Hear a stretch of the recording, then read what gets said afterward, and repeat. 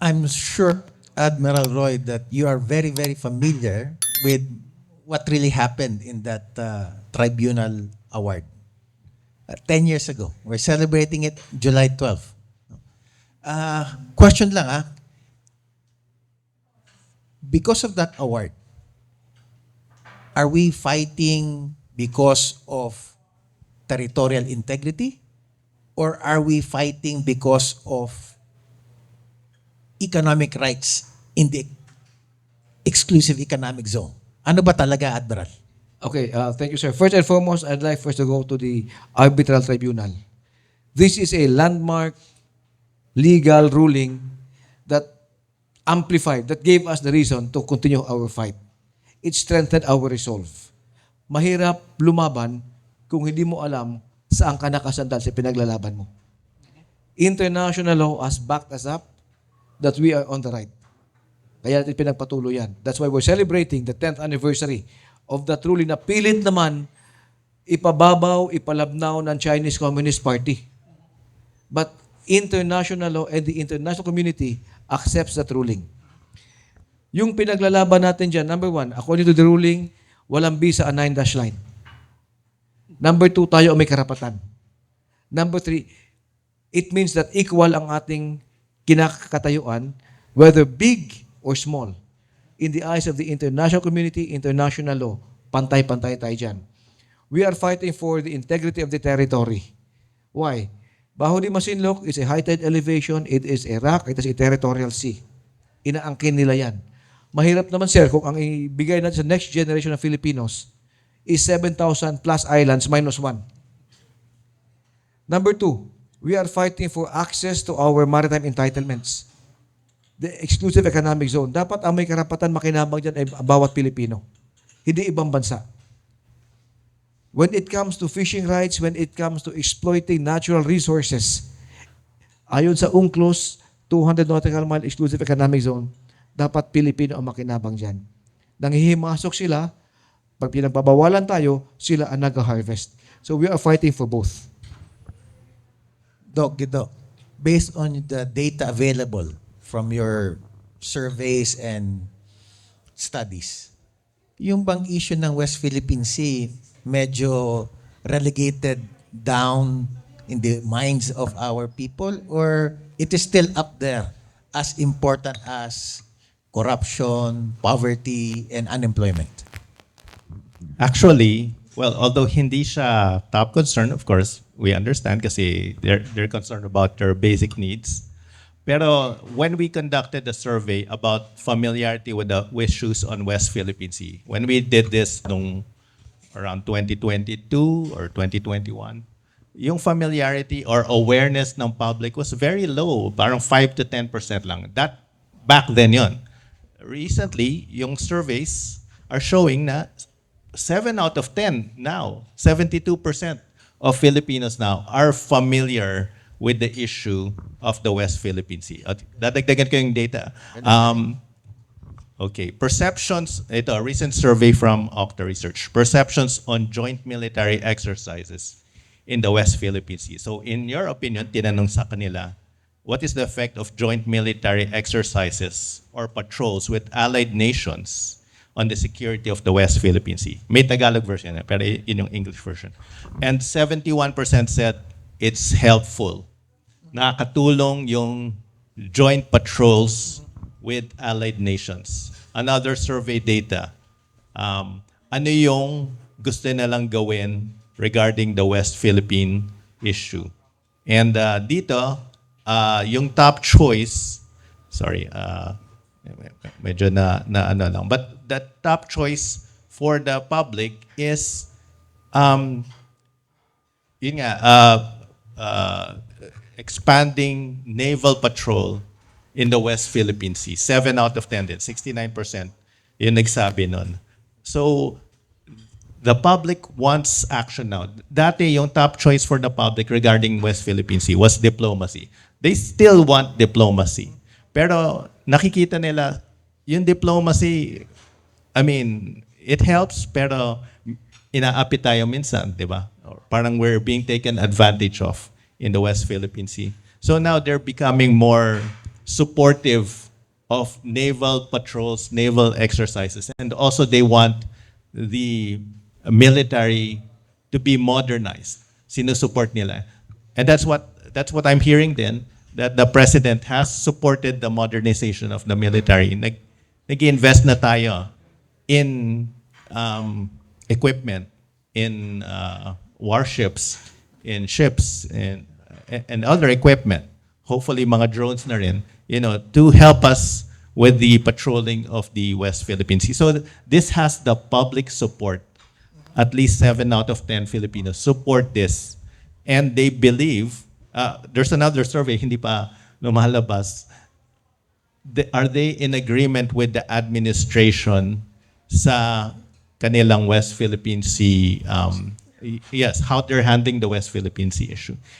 And sa nakita ko, it's more than 6 out of 10 who are in agreement na the government is in the right direction regarding the West Philippine Sea issue. So all this data shows na majority of Filipinos aware sila sa issue ng West Philippine Sea.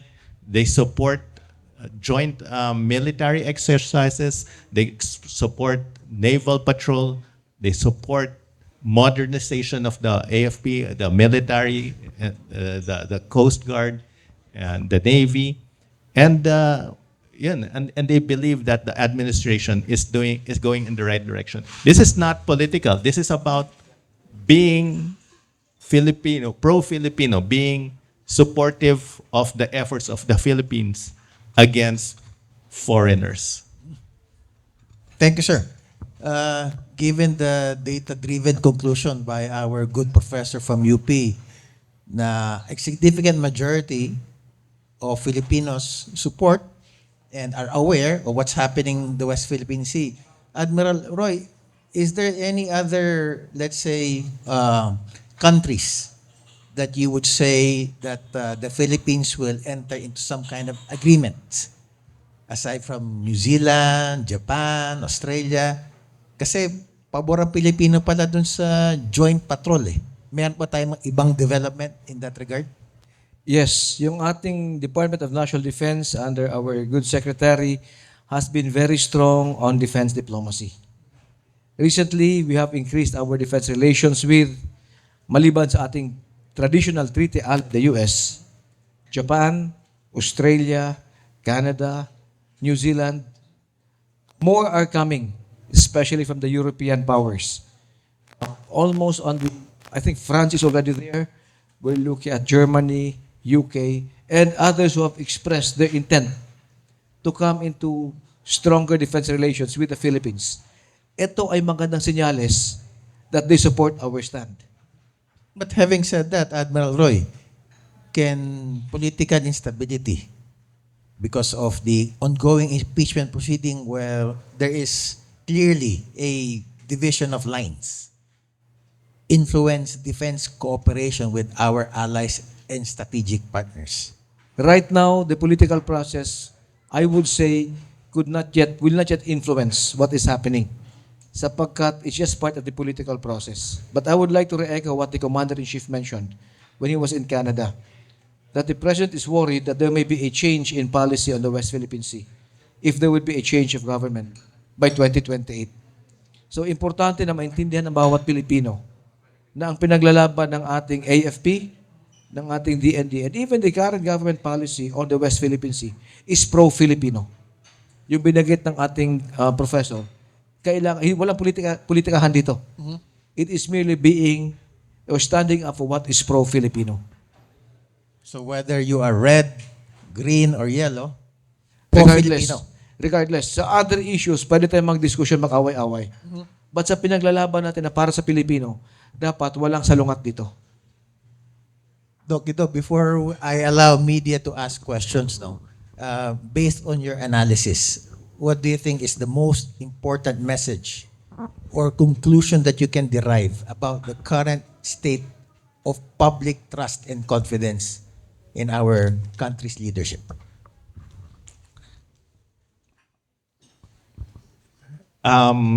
Again, not being political here,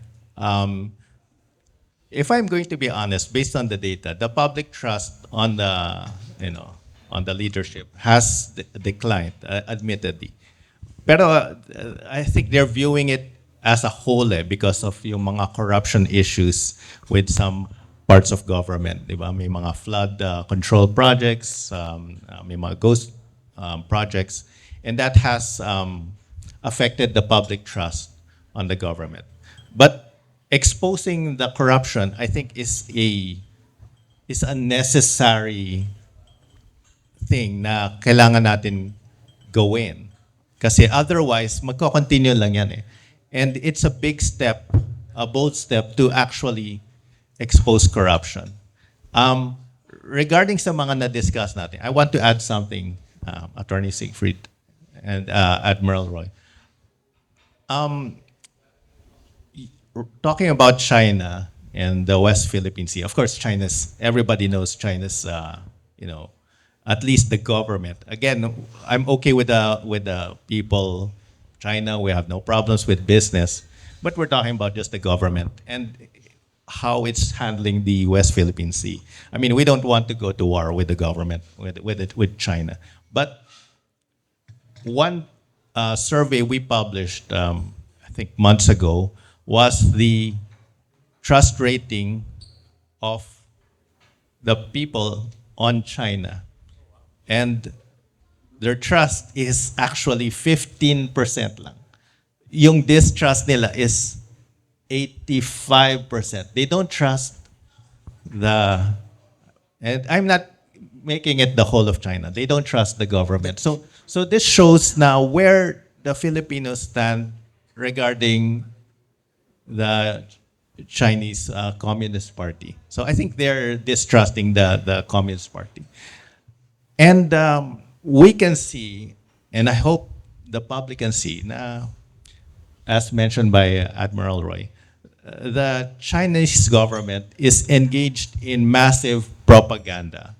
And I know this because when I posted this survey on X, there were a lot of comments na negative about it.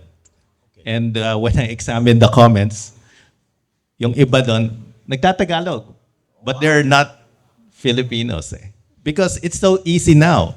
If you can't speak Tagalog, you can put Chinese, Google Translate, and yun eh. Malalaman mo because sometimes yung Tagalog nila medyo hindi hindi siya native na Tagalog eh. So iba siya. So there's this massive propaganda machinery that's ongoing. This machinery is also trying to influence public opinion in other facets of what's going on today. Ibig sabihin, they're also trying to influence the public opinion on for example, the impeachment and on many key issues. Hindi lang West Philippine Sea yung pinapakailaman nila, pati yung impeachment, pati yung what happened in the Senate, yung ICC, these things. Bakit? Because if they're trying to influence it, that means meron silang gustong maging result. That's clear naman. Everybody can. May gusto silang mangyari. They want certain groups to be, in 2028. I mean, I won't be, I'll be direct about it. They want I won't name names, but they want certain personalities to be in charge in 2028 because this will be beneficial to the country or to the government of China. Ganun lang, simple lang yun. So they're using their influence, their propaganda to influence the outcome in 2028. This is their objective. And if people understand that, considering yung low trust sa China is only 15%, if people understand what's going on, then they might make their decision based on this information. One last question to you, Admiral Roy. Given what Doc Guido said, that the Chinese government seems to have a preference, and it can happen by 2028 that we will have an administration that will lean towards China as opposed to what's happening now? Should it be a cause for concern for people like you and me and for the AFP? 3 points I'd like to raise. Number one, we are not against China, as what the good professor mentioned. It is that regime holding power in China, the Chinese Communist Party. Number two, propaganda is part of their statecraft to shape and influence the perception of the adversary. In this case, to shape the perception of the Filipino people. And ang tawag natin dyan is foreign malign influence. Because what you perceive, what you think, is what you will act. If they shape the perception of the Filipino people to the extent that the action come 2028 of the electorate will be to elect somebody sympathetic to them, then we could expect a change in policy. We don't have to look far.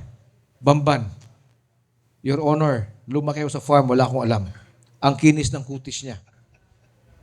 Dubious ang kanyang background na elect na mayor ng isang bansa. Not only in the town of Tarlac. May nangyari din, Catanduanes. Ang daming foreign settlers dito from China, fighting age male, 35 years old. Retiree, dito nagsettle. So I mentioned earlier, it's across the different dimensions of national power. We have been infiltrated. Ang panlaban natin diyan is yung cognitive ng bawat Filipino, yung cognition, yung pag-iintindi ng bawat Pilipino. If you don't stand for being Filipino, you will fall for anything. If you don't stand for something, you will fall for anything. That's why, hindi ito political. I'm not being political here. I'm being nationalistic. Ang dapat pag-usapan natin, Pilipino ka ba? Ipaglalaban mo ba ang para sa Pilipino at sa Pilipinas? Thank you. Thank you, Admiral Roy, Doc Guido. Let's open our questions to our media friends in the audience. Go ahead, sir.